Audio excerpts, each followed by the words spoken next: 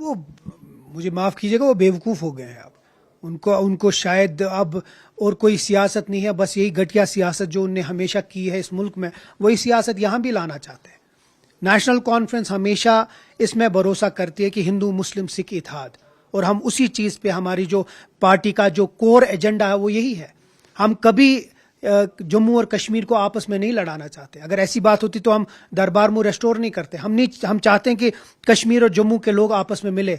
हमने तब भी सियासत, ये गंदी सियासत नहीं खेली जो आज की ये खेल रहे हैं। और अगर ये बोल रहे हैं कि ये जो लीडर्स हैं ये टेररिस्ट हैं, तो मुझे माफ़ कीजिएगा, बहुत सारे ऐसे भी न्यूज़ आए थे जहां OGWs आज भी उनकी पार्टी में है, जो क्या वहां जाते हैं फिर वो दूध के धुले हो जाते हैं। तो अफसोस होता है कि जानबूझ के कश्मीरियों को और कश्मीरी मुसलमानों को ऐसी बात करना, जबकि उस माहौल में जहां इस मुल्क में अगर एक कश्मीरी मुसलमान बाहर जाता है तो उसको शक की नज़र से देखते हैं। तो ऐसे बयान मुझे लगता है बहुत गैर जिम्मेदाराना है, और